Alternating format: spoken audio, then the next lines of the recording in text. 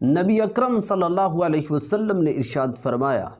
کفا بالمرء کاذبا ان یحدث بکل ما سمع، انسان کے جھوٹا ہونے کے لیے یہی بات کافی ہے کہ جو وہ بات سنے اس کو آگے بیان کر دے۔ نبی صلی اللہ علیہ وسلم کا معاملہ انتہائی سیکرٹ معاملہ ہے،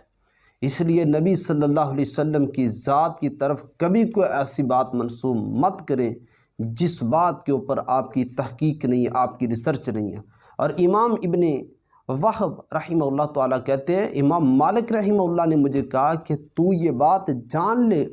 کہ جو شخص بات کو سنے وہ آگے بیان کر دے وہ جھوٹ سے نہیں بچ سکتا۔ اور امام مالک نے کہا